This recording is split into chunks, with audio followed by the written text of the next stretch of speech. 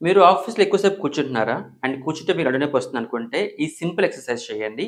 ఇది ఒక 6 మినిట్స్‌లో మీకు ఈజీగా అయిపోతుంది. ఈ 6 ఎక్సర్‌సైజ్ మీరు ఫాలో చేసుకున్నారనుకుంటే మీకు పెయిన్ రిలీఫ్ అనేది చాలా బాగా ఉంటుంది. సిట్టింగ్‌లో ఉన్న వాళ్ళకేంటంటే బాగా పెయిన్ తగ్గుతూ ఉంటుంది. ఇప్పుడు ఎక్సర్‌సైజ్‌ల ఛాలెంజ్ మనం వన్ బై చూద్దాము రండి.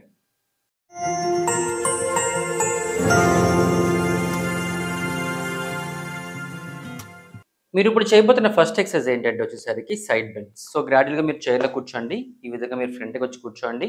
అండ్ మీ 2 లెగ్స్‌ని కొంచెం ఈ విధంగా దూరంగా పెట్టుకోండి. సో, న్యూట్రల్‌గా ఈ విధంగా కూర్చొని మీరేం చేస్తారంటే మీ సైడ్ బెండ్ అవ్వాలి. ఈ విధంగా సైడ్ బెండ్ చేయండి. 10-20 సెకండ్స్ పాటు ఈ విధంగా మొత్తం స్ట్రెచ్ అంతా వస్తుంది మీకు. ఈ సైడ్స్ అంతా స్ట్రెచ్ అవుతాయి. మీరు దీన్ని 20 సెకండ్ల పాటు ఉంచండి. అండ్ డీప్ బ్రీత్ తీసుకోండి. Deep breath, relax. Again deep breath, relax. And అదే విధంగా మీరు హ్యాండ్ మార్చుకొని మళ్ళీ బెండ్ అవ్వండి. 20 సెకండ్స్ పాటు ఉంచండి. మళ్ళీ న్యూట్రల్‌గొచ్చేయండి. ఈ విధంగా మీరు రైట్ సైడ్ 10 టైమ్స్ చేయండి. అదే విధంగా మీరు లెఫ్ట్ సైడ్ 10 టైమ్స్ చేయాలి. ఇది మీరు చేయవలసిన ఫస్ట్ సీటెడ్ ఎక్సర్‌సైజ్. మీకు నా simple blow back pain book కావాలనుకుంటే కింద లింక్ డిస్క్రిప్షన్ ఇచ్చానండి. అది మీరు ఈజీగా డౌన్‌లోడ్ చేసుకోవచ్చు. మీ మెయిల్ ఐడీ సరిపోతుంది. మీ బుక్ అనేది మీ మెయిల్ ఐడీకి వచ్చేస్తుంది. మనం ఇప్పుడు చేయబోతున్న సెకండ్ సీటెడ్ ఎక్సర్‌సైజ్ ఎలాగుంటుందంటే మనకి ఫిగర్ ఆఫ్ 4. ఈ విధంగా మీరు కాలు మీద కాలు వేసి కూర్చోండి. ఒక హ్యాండ్ తోటి మీరు మీ నీని కిందకి ప్రెస్ చేయండి. మీ బటక్స్ దగ్గర మీ స్పైన్ పక్కన కొంచెం బాగా స్ట్రెచ్ వస్తుంది. దీన్ని మీరు 10-20 సెకండ్స్ పాటు హోల్డ్ ఉంచాలి. Again relax. ఇంకొంచెం దీన్ని బెటర్ చేయాలనుకుంటే మీరు కొంచెం ఫ్రంట్‌కి ఇవ్వండి. మూవ్ అవ్వండి. ఇలా మూవ్ అయ్యారనుకుంటే మీరు లీన్ అయినా కూడా మీకు ఒక స్ట్రెచ్ అనేది మీకు బటక్స్ నుంచి మీకు బ్యాక్ దాకా వస్తుంది. దీన్ని మీరు 20 సెకండ్ల పాటు హోల్డ్‌లో ఉంచండి. 10 టైమ్స్ చేయండి రైట్ సైడ్. అదే విధంగా 10 టైమ్స్ చేయండి లెఫ్ట్ సైడ్.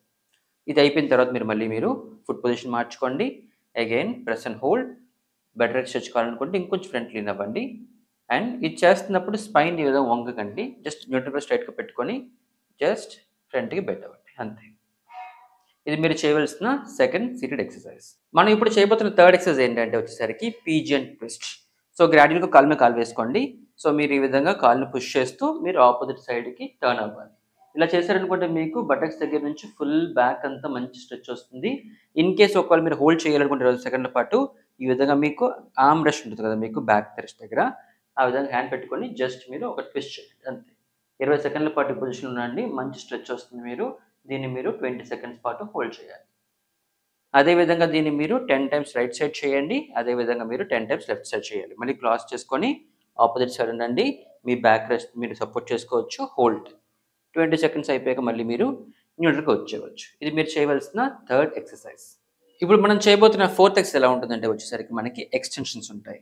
సో, దీన్ని మనం ఏమంటామంటే ఈగల్ స్ట్రెచ్ అంటాము. లేకపోతే మీకు ఈగల్ ఆర్చ్ అంటాము. సో, మీరేం చేస్తారంటే ఈ విధంగా జస్ట్ న్యూట్రల్‌గా కూర్చోండి. మీ కాలు మీద కాలు వేసుకోండి. ఇది ఓన్లీ మీ స్టెబిలిటీ కోసం.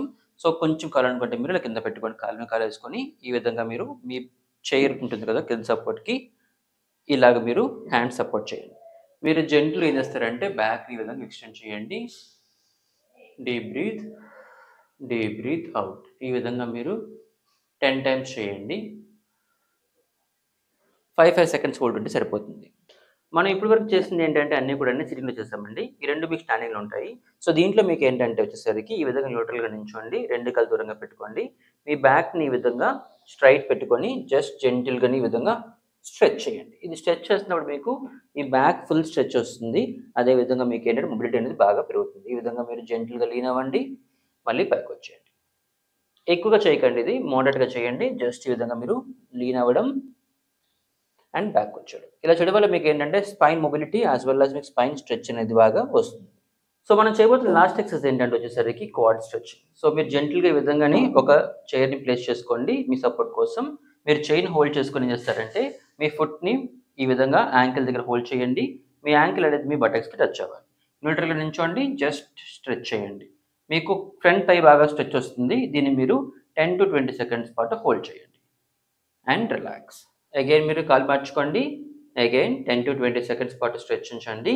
ఇది మీరు చేయవలసిన లాస్ట్ ఎక్సర్సైజ్.